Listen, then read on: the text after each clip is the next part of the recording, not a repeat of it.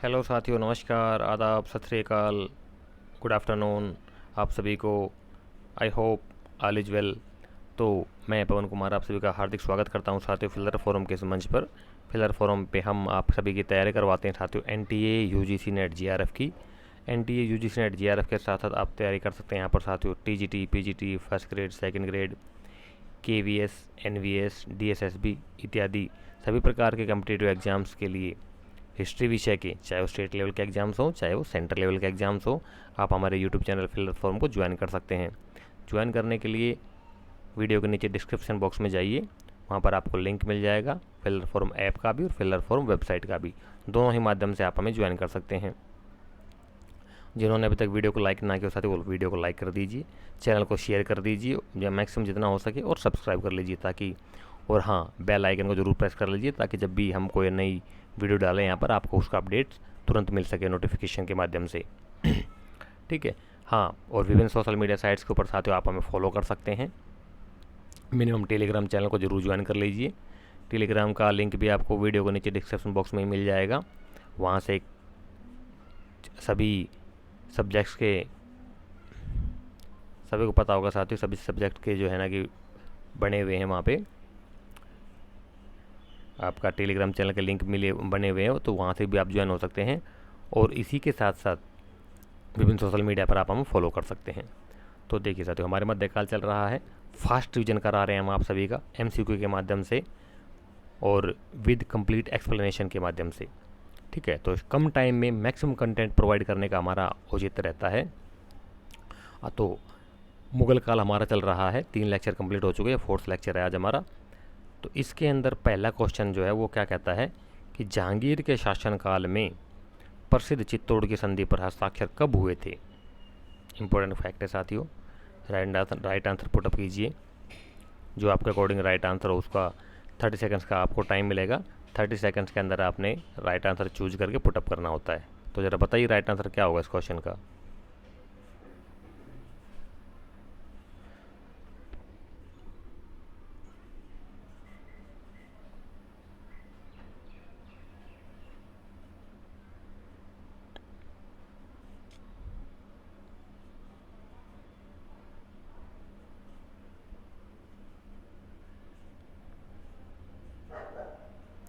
तो question number 89 का जो राइट आंसर होगा साथी वो होगा आपका ऑप्शन नंबर सी, 1615। 1615 में चित्तौड़ की संधि पर हस्ताक्षर हुए थे। तो ज़रा कोई बताएगा चित्तौड़ की संधि जो कौन कौन से शासकों के बीच में हुई थी। एक तरफ जहांगीर, मुगल शासक जहांगीर था, और दूसरी तरफ कौन सा वो शासक था।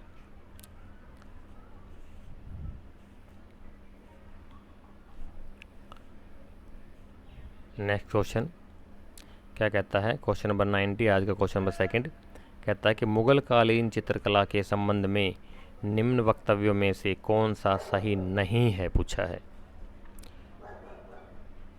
4 वाक्य दे रखे हैं, ठीक है, चारों में से आपने बताना है कि कौन सा एक सही नहीं है।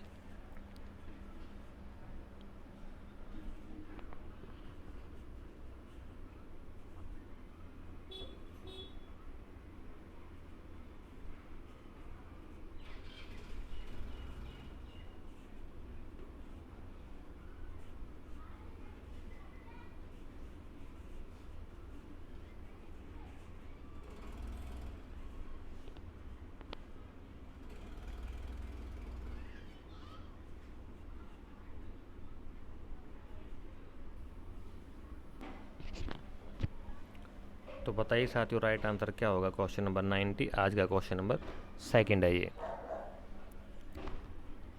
इससे पहले मुगल काल के हमारे 88 क्वेश्चन कंप्लीट हो चुके हैं और आगे 1 बाय 1 करके हम कंप्लीट करते जा रहे हैं साथियों।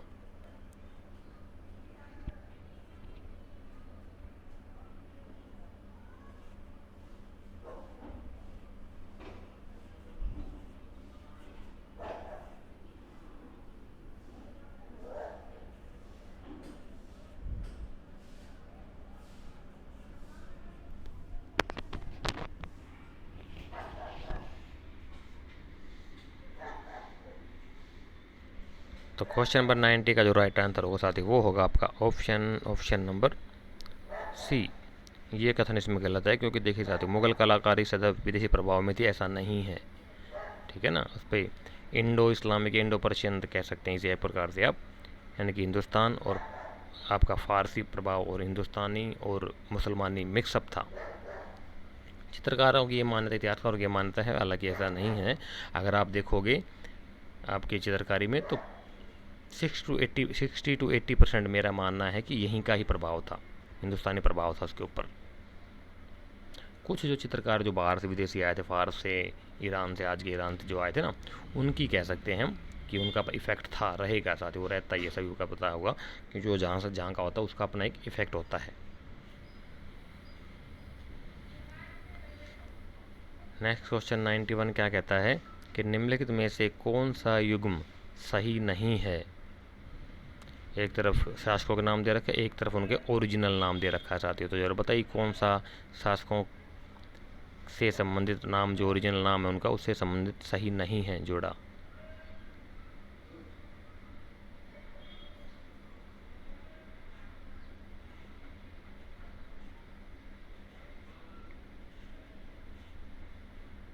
कि नेट का आया हुआ क्वेश्चन साथियों, PYQ में आपको मिल जाएगा, इनको अच्छे से देख लीजिए।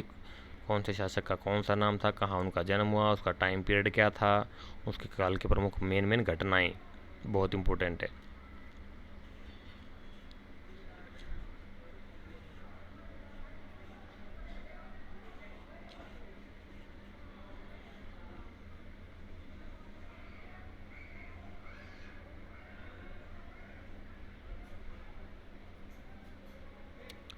तो क्वेश्चन नंबर 91 का जो राइट आंसर है वो है साथियों, होगा आपका option number D, Jahangir. Jahangir का जो नाम है वो मोइनुद्दीन मोहम्मद नहीं था। बताइए साथियों, क्या उसका ओरिजिनल नाम था जहांगीर का। जिस प्रकार से बाबर का नाम जहीरुद्दीन मोहम्मद था, हुमायूं का नासिरुद्दीन मोहम्मद था, इसी प्रकार से अकबर का भी जलालुद्दीन मोहम्मद था ओरिजिनल नाम। ठीक है, नेक्स्ट क्वेश्चन क्या कहता है साथियों, सूची सुमेलन वाला आ गया आपका ये। एक तरफ डेट दी हुई है और एक तरफ घटनाएं दी हुई है। ठीक है, ये शिवाजी से संबंधित कुछ फैक्ट्स हैं, उनका आपने मैच मेकिंग करके बताना है कि कौन सा राइट आंसर होगा। 4 ऑप्शन ABCD आपके सामने है। 30 सेकंड्स का आपके पास समय होता है साथियों। 30 सेकंड्स के अंदर ही आपने राइट आंसर पुटअप करना है।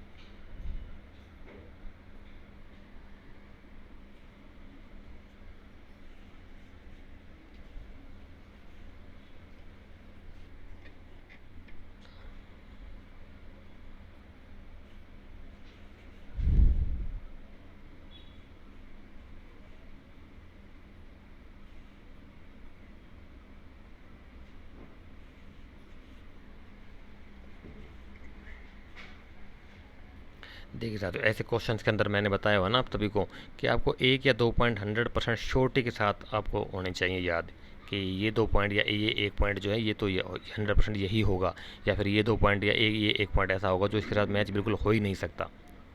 ठीक है ना, तो इस प्रकार से आप तभी आप इन क्वेश्चन को सोल्व कर पाएंगे, अदरवाइज़ तो बहुत मुश्किल पड़ेगा आपको। ठीक है, देखिए सबसे पहले ए है 1627, सबसे कम डेट है इसकी। ठीक है, तो इसका सीधी सी बात, जन्म हुआ होगा शिवाजी महाराज का, तो इसको जन्म से मैच करेंगे हम, तो ए का थर्ड से हो जाएगा शिवाजी का जन्म। ठीक है, तो अब यहाँ पे देखेंगे तो इसमें 2 हैं, बी और सी में थर्ड, ए का थर्ड 2 दे रखा है इसमें, ए की लाइन में बी और सी। ठीक है, आगे चलते हैं।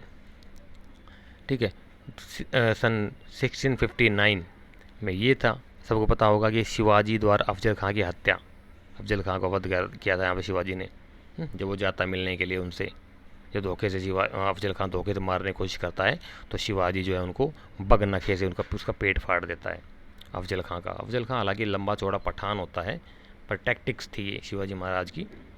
ठीक है, इसके बाद सी क्या कहता है कि सन 1666 में क्या हुआ था साथियों, आपका शिवाजी महाराज का आगरा से पलायन। सी का सेकंड, ये इससे साथ मिल जाएगा।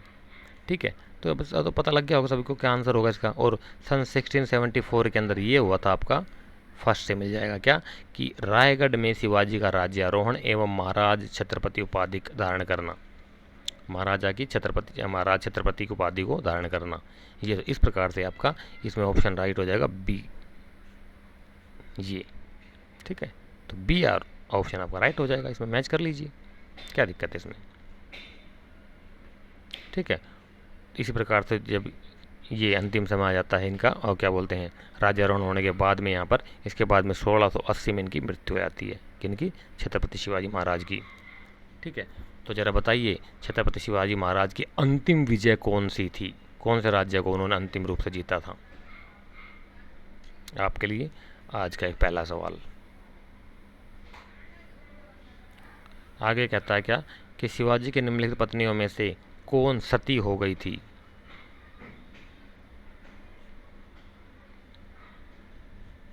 को जरा बताएगा शिवाजी महाराज की कितनी पत्नियां थी।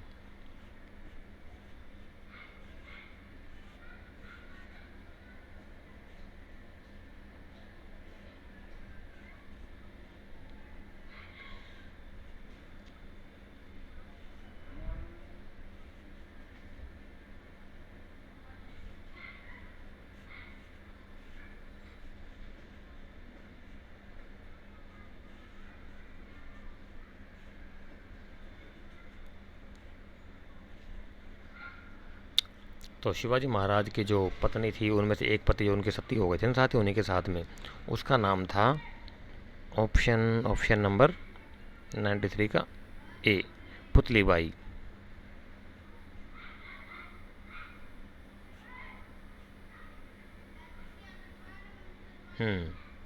बहुत अच्छा क्वेश्चन आया साथियों, कि अकबर के शासनकाल के निम्नलिखित घटनाओं को तिथि क्रमानुसार व्यवस्थित कर अपने सही उत्तर नीचे दिए गए कूट की सहायता से निर्दिष्ट करें।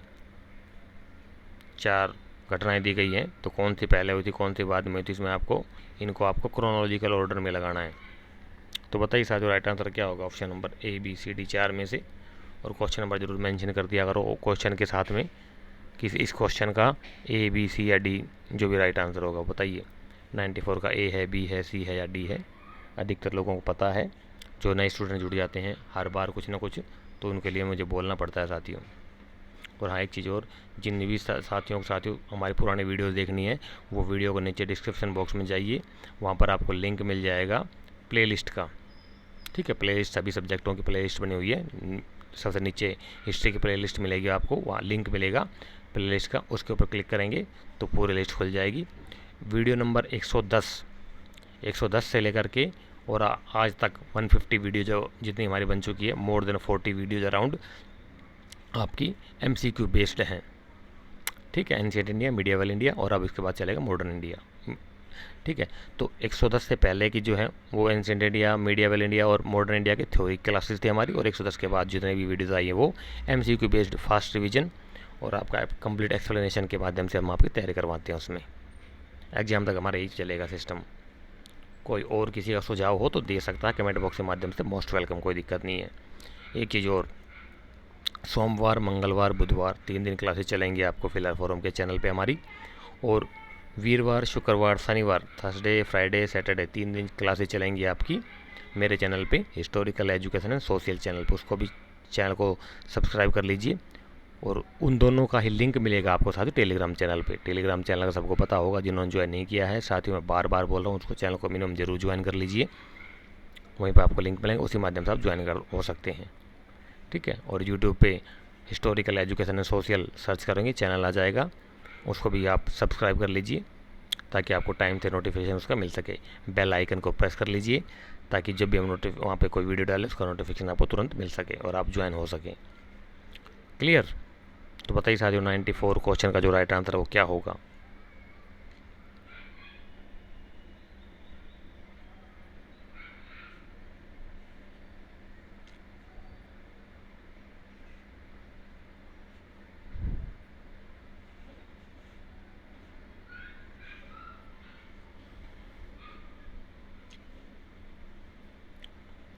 तो क्वेश्चन नंबर 94 का जो राइट आंसर होगा साथी वो होगा आपका ऑप्शन नंबर डी, 4 2 3 1। यानी सबसे पहले उन्होंने किया था जजिया कर की समाप्ति, उसके बाद आपका घोड़ों का दागना, उसके बाद आपका मनसबदारी व्यवस्था का प्रचलन 1580, और उसके बाद में 1580 में नहीं, उसके बाद में किया था ये, उसके बाद में प्रांतों का गठन, तो फिर लास्ट में प्रांतों का गठन हुआ था, ठीक है, 1580 में। तो इस प्रकार से ये आप क्रोनोलॉजिकल ऑर्डर में मिला लीजिए। जजिया की समाप्ति, सती प्रथा का अंत, किस प्रकार कौन कौन से सन में कौन कौन सी घटनाएं घटी हैं, ये आप देख लीजिए, 5-7 बार देखोगे याद हो जाएंगे आप लोगों के, ठीक है।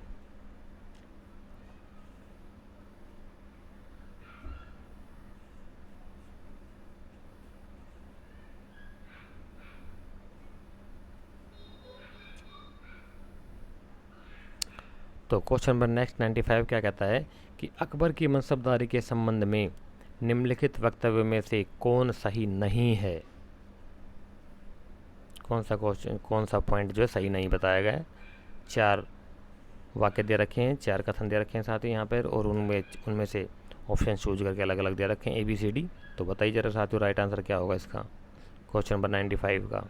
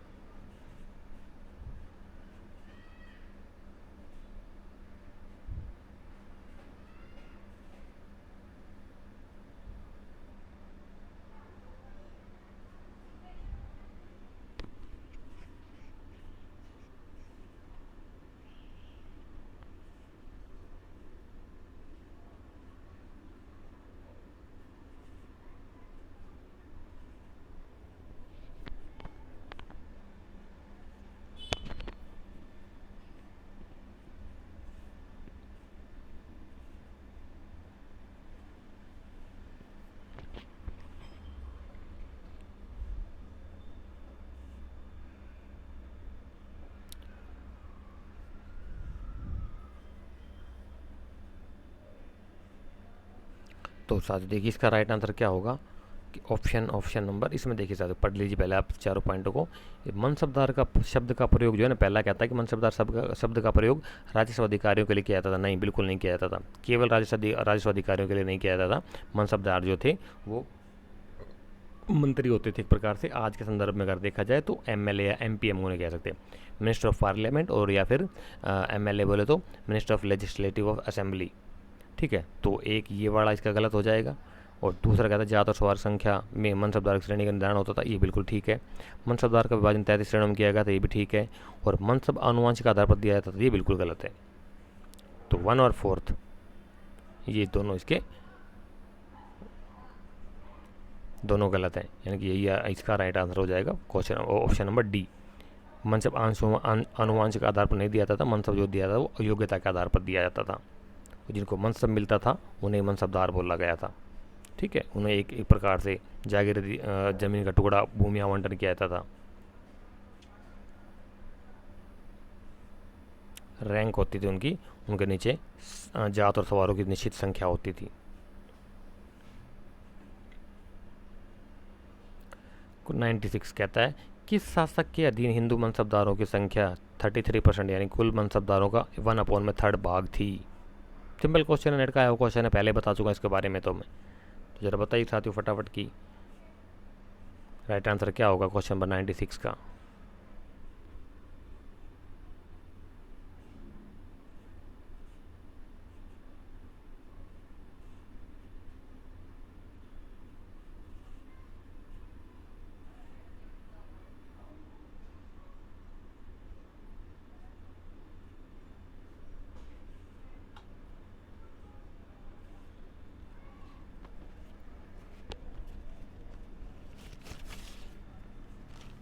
तो 96 का जो राइट आंसर होगा साथ ही सबको पता होगा वो है आपका ऑप्शन नंबर डी, औरंगजेब के शासनकाल में साथियों जो है आपके सबसे ज़्यादा मनसबदारों की संख्या थी, जो कि हिंदू थे। हिंदू मनसबदारों की संख्या सबसे ज़्यादा थी। कट्टर था लेकिन समझदार बंदा था ये, धर्मांध जरूर था, लेकिन इसी के शासनकाल सबसे ज़्यादा हिंदू मंदिरों को तोड़ा गया। एक सबसे बड़ा प्रमुख हमारा हिंदू मंदिर था राम जन्मभूमि मंदिर। इसी के मंत्री ने 1500 सॉरी वो तो बाबर था। बाबर का शासनकाल हालांकि 4 वर्ष का ही था। इसका शासनकाल बहुत लंबा था, लगभग 40 वर्ष का था इसका और अकबर का, ठीक है ना। तो इन्होंने बहुत लंबे समय तक शासन किया था, 1558 से लेकर के और 1707 तक इनका जीवन काल था, लगभग 39-40 ईयर्स के अराउंड औरंगजेब का, ठीक है। ये मैच मेकिंग का आ गया, एक तरफ डेट दी हुई, एक तरफ युद्ध दिए हुए। तो कौन सा युद्ध कौन से डेट को हुआ था साथियों, ये आपने बताना इसमें। उसका राइट आंसर चूज करके फटाफट पुटअप कीजिए आंसर में। बताइए राइट आंसर क्या होगा इसका।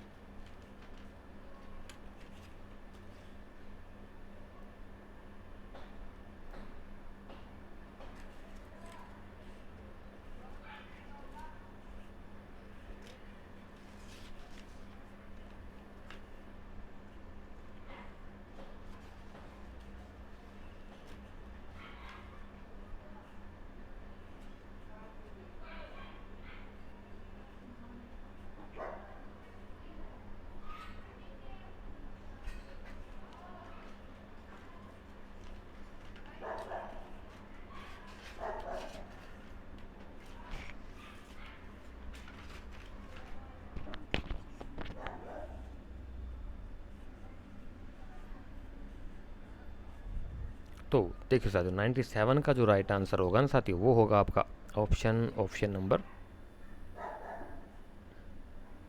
बी, यानी कि 3124। फर्स्ट आपका फरवरी 1658 में ये इसमें हुआ था आपका बहादुरगढ़ का युद्ध, ठीक है। अप्रैल 1658 के अंदर ये हुआ था आपका धर्मत का युद्ध, और जून 1658 में यहाँ पर हुआ था आपका सामोगढ़ का युद्ध, और अप्रैल 1659 में हुआ था आपका देवराय का युद्ध, ठीक है। तो ये जो था ना, शाहजहाँ के बाद में उत्तराधिकार को लेकर के युद्ध हुए थे। औरंगजेब और दूसरी तरफ था कभी मुराद के साथ में, कभी आपका शाह शुजा, और एक तरफ उसका 4 भाई थे ना, ये शाह शुजा, मुराद, आपका औरंगजेब, और क्या नाम था उसका यार, जिसने बहुत सारे ट्रांसलेशन किए थे ग्रंथ, बहुत लिबरल शासक था।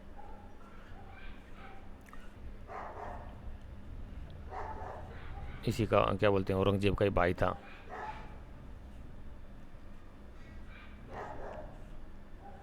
मजमा उल बहरीन सिर अकबर के नाम, उसने 2 पुस्तकें भी लिखी थी ना, बहुत सारे ट्रांसलेशन किए थे। शाह शुजा नहीं।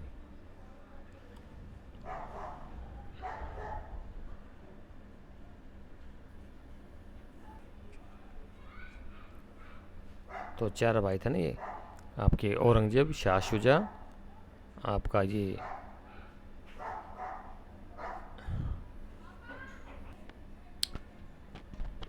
दारा शिको नाम था उसका, ठीक है। तो ये था इसमें।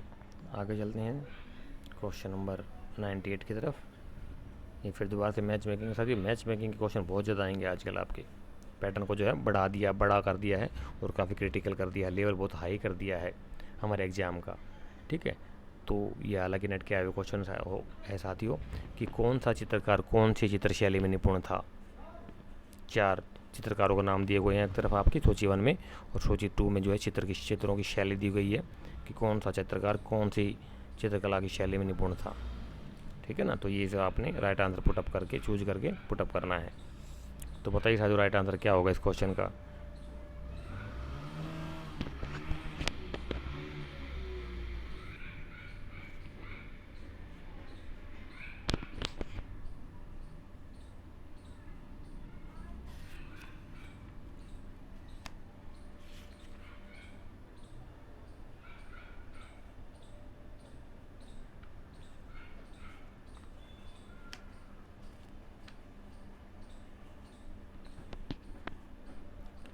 इम्पोर्टेंट क्वेश्चन है, नेट का आया हुआ क्वेश्चन है। बताइए साथियों क्या होगा राइट आंसर इसका।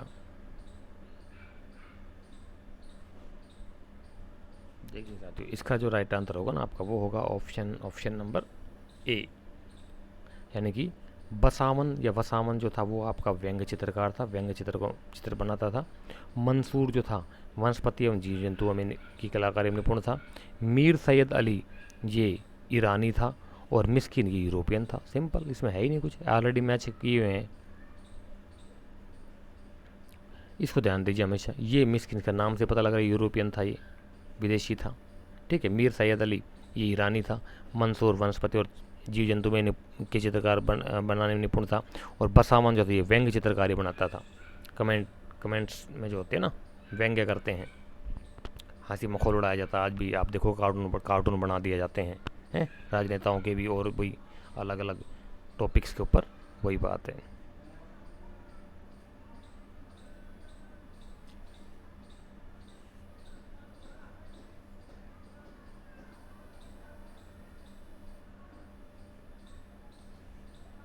तो क्वेश्चन नंबर 99 क्या कहता था कि पुरंदर की संधि 1665 के विषय में निम्नलिखित में से कौन सत्य नहीं है। 4 पॉइंट्स दे रखे हैं आपको, तो ये मेरे बताना आपने कि कौन सा सही नहीं है चारों में से।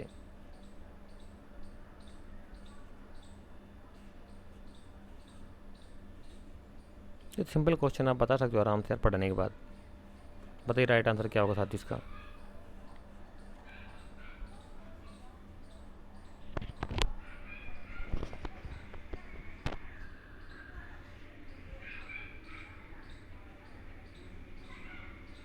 तो क्वेश्चन नंबर 99 के जो है ना साथियों, पुरंदर की संधि में कि कौन सा कथन सत्य नहीं है, वो है आपका ऑप्शन नंबर डी, कि शिवाजी को दक्षिण अभियानों में मुगल सेनापतियों को सहयोग नहीं करना था, ये गलत है। यही इसका राइट आंसर होगा, क्योंकि सहयोग उनको करना था। जो एग्रीमेंट हुआ था उन दोनों के बीच में पुरंदर की संधि में, तो उसमें शिवाजी महाराज को दक्षिण अभियानों में मुगल सेनापतियों का सहयोग करना था।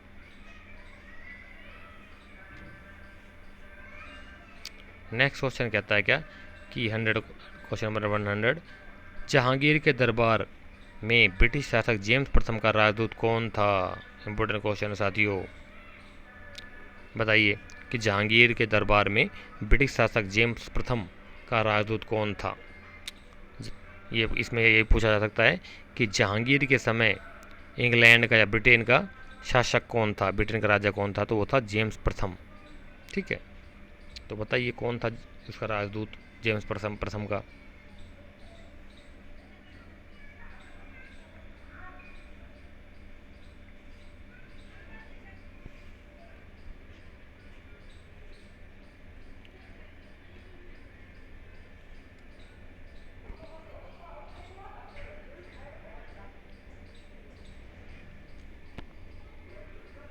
तो जेम्स प्रथम जो था का जो राजदूत था वो था साथियों option number D, William Hawkins. William Hawkins और आपका ये थॉमस रो, दो आए थे। एक आया था इनमें से 1608 में, और दूसरा आया था 1615 में। दोनों को अच्छे से देख लेना, पता लग जाएगा कौन सा कब आया था।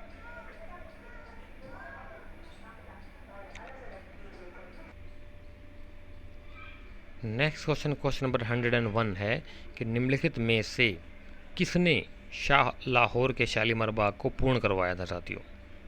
बताइए साथियों कौन सा मुगलकालीन शासक था जिसने कि लाहौर के शालीमार बाग को पूरा करवाया था।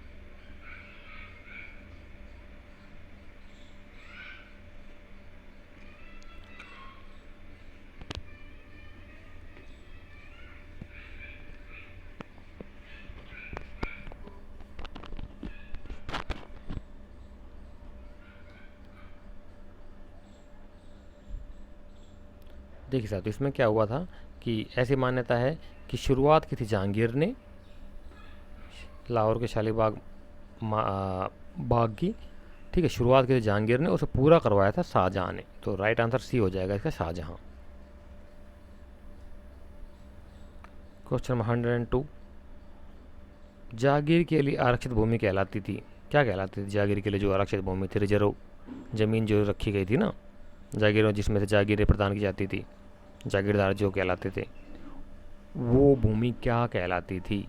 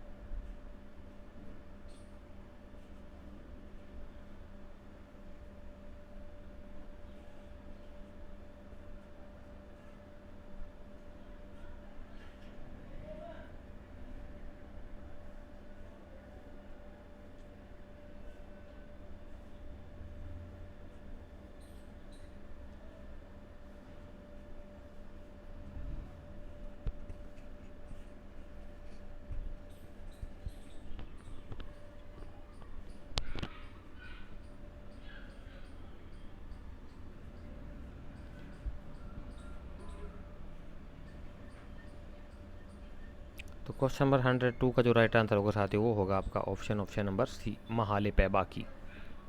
ठीक है, महाले पैबा की जो थी वो रिजर्व ज़मीन थी जो कि जागीरों के रूप में प्रदान की जाती थी इसमें से।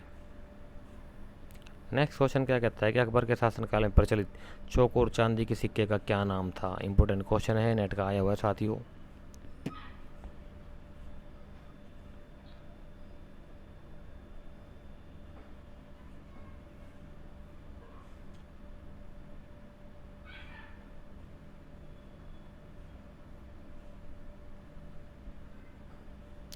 तो 103 का जो राइट आंसर होगा साथियों वो होगा आपका ऑप्शन नंबर सी, जलाली कहा जाता था उसे।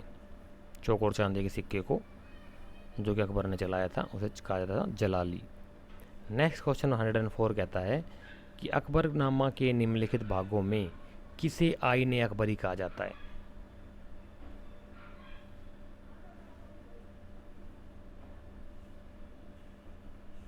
कितने भाग थे अकबरनामा के और उस भाग में से कौन से भाग को आईने अकबरी कहा जाता है।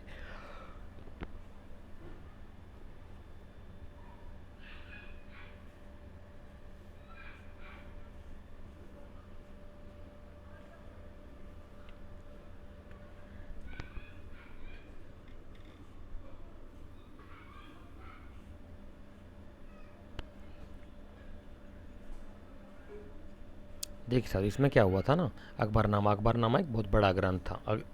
ठीक है, तो उसके 3 भागों में बांटा गया उसको। 3 भाग बांटे गए, 1 2 3 3, 3 भाग थे उसके। ठीक है, जो तीसरा भाग था ना, थर्ड जो ये वाला जो भाग था उसे कहा गया था आईने अकबरी। आईने अकबरी कहा गया था थर्ड वाले पार्ट को। ठीक है, इस प्रकार से होगा। तो इसका राइट आंसर हो जाएगा ऑप्शन नंबर सी, तीसरा भाग इसे कहा गया था आईने अकबरी।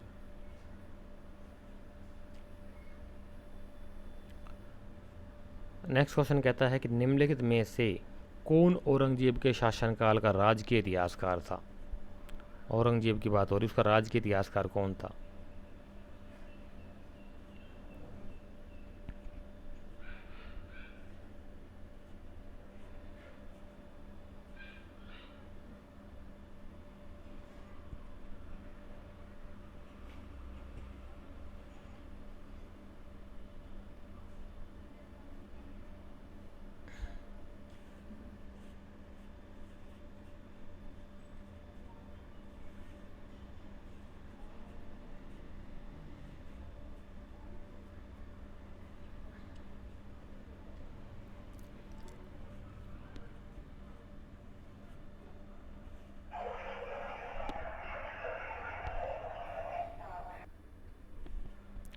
तो औरंगजेब के शासन का राजकीय इतिहासकार कौन था साथियों, बताइए जरा।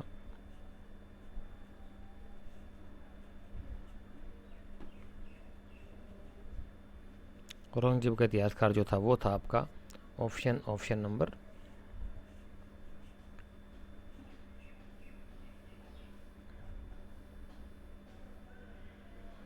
डी, मोहम्मद काजिम। मोहम्मद काजिम जो है औरंगजेब का राजकीय इतिहासकार था।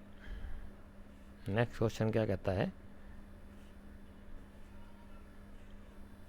यह दर्शन और रीजन वाला आ गया आपका, कथन और कारण।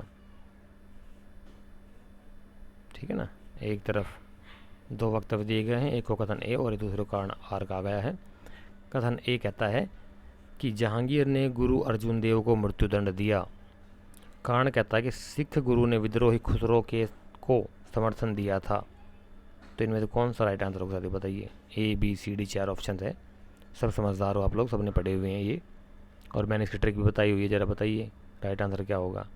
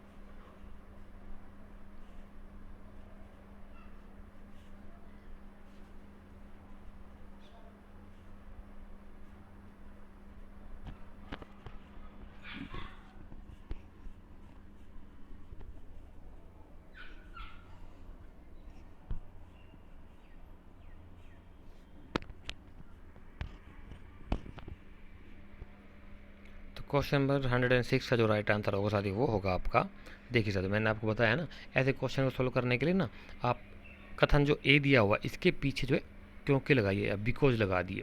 कहता है क्या कि जहांगीर ने गुरु अर्जुन देव को मृत्युदंड दिया, इसका क्योंकि लगा दीजिए या बिकॉज लगा दी इंग्लिश वाले। ठीक है, क्योंकि सिख गुरु ने विद्रोही खुसरो को समर्थन दिया था। बिल्कुल सही है, मैच हो गया ना। क्या कहता है कि जहांगीर ने गुरु अर्जित देव को मृत्युदंड दिया क्योंकि सिख गुरु ने विद्रोही खुसरो को समर्थन दिया था। बिल्कुल सही है, दोनों सही हो जाएंगे आपके, यानी कि ए राइट आंसर हो जाएगा। ए और आर दोनों सही है तथा ए की व्याख्या आर है, तो ए इसका राइट आंसर हो जाएगा। सिंपल, इसी प्रकार से आप प्रैक्टिस करोगे ना बार बार बार बार तो हो जाएगा।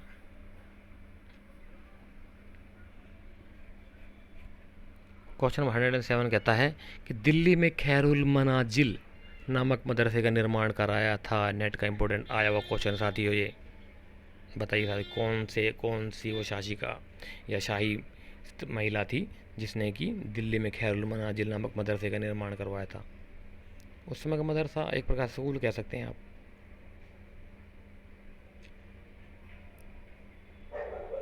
दो चीज़ें होती थी, मकतब और मदरसा। मकतब जो होता था वो प्राइमरी स्कूल के तौर पे होता था और मदरसा होता था वो सेकेंडरी और सीनियर सेकेंडरी तक का होता था।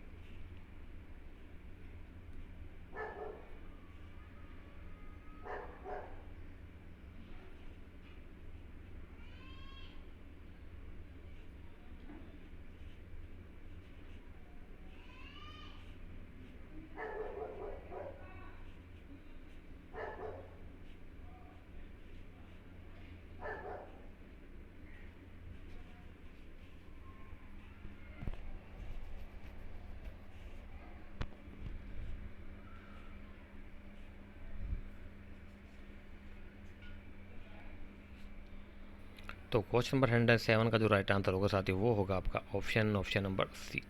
दिल्ली में खैरुल मनाजिल नामक मदरसे का निर्माण महामंगा ने करवाया था। ठीक है, तो एक शाही महिला थी ये। तो ज़रा बताइए साथियों कि महामंगा का अकबर के साथ क्या संबंध था। अकबर की क्या लगती थी, माँ थी, दादी थी, नानी थी, बेटी थी, बुआ थी, क्या थी, पोती थी, क्या थी, बताइए। आपके लिए एक और सवाल आज का। नेक्स्ट क्वेश्चन कहता है कि निम्नलिखित बादशाहों में से किसकी सेना में सर्वाधिक संख्या में दक्कनी अमीर थे। कौन सा ऐसा मुगल शासक था जिसकी सेना में सर्वाधिक संख्या में दक्कन के अमीर थे। मैप देख लिया करो ऐसी चीज़ों के लिए ना, दक्कन कहाँ है, मालवा कहाँ है।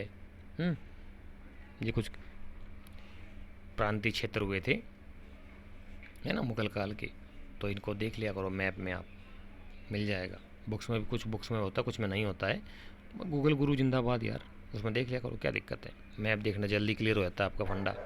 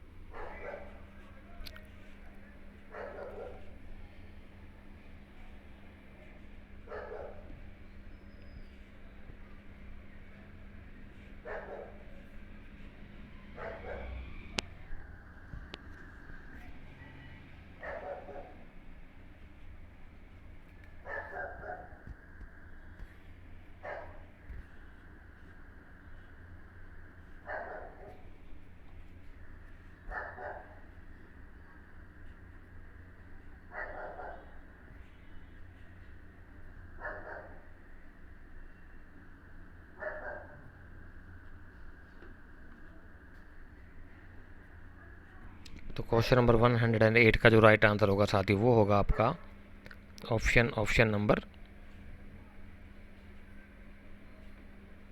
डी। औरंगजेब के समय में इसकी सेना में सबसे ज़्यादा जो है दक्कनी अमीर थे। 109 कहता है कि अकबर के शासनकाल में किसके निर्देशन में महाभारत का फारसी में अनुवाद हुआ था। हाँ, ये साथ ही ध्यान रखने वाली बात है। एक बोर्ड बनाया था अकबर ने, ठीक है ना, जिसमें कुछ विद्वान थे और डायरेक्टर एक मेन इनका हेड था। उसके डायरेक्शन में जो है कि महाभारत का फारसी में अनुवाद हुआ था रजमनामा के नाम से। किसके नाम से? रजमनामा। फारसी अनुवाद है, नेट का आया क्वेश्चन है, देख लीजिए अच्छे से। ठीक है, तो बताइए साथ किसने किया था, इसका डायरेक्टर कौन था? जो बोर्ड थे कुछ, उसमें कुछ मेंबर थे, कुछ विद्वानों का ग्रुप था एक, उसका डायरेक्शन किसने किया था, कौन सा विद्वान था?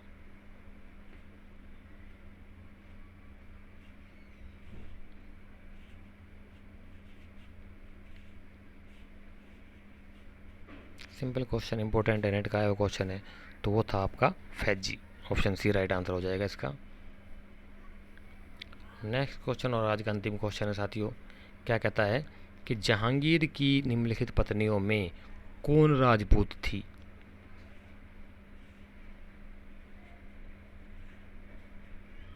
कौन सी एक पत्नी थी जो कि राजपूत थी? चार ऑप्शन दे रखे, चारों में से आपने एक राइट आंसर का चूज करके पुटअप करना है।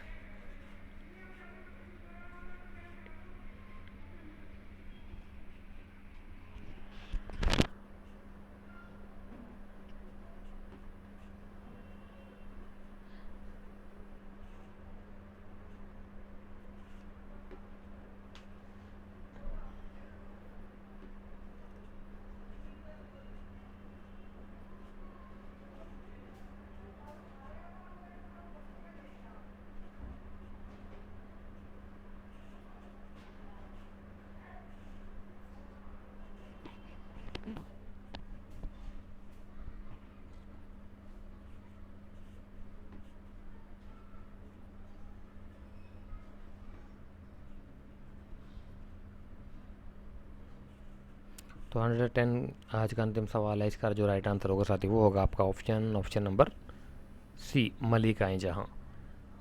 मलिकाएं जहाँ जो थी राजपूत पत्नी थी। तो ज़रा बताइए आज के लिए एक और सवाल आपका, मलिकाएं जहाँ का वास्तविक नाम क्या था और ये कहाँ की, कौन से शासक की बेटी थी? आपके लिए एक और सवाल आज का। तो ये साथियों आज के हमारे कुछ क्वेश्चन थे जिनको हमने 1 बाय 1 करके सॉल्व किया है।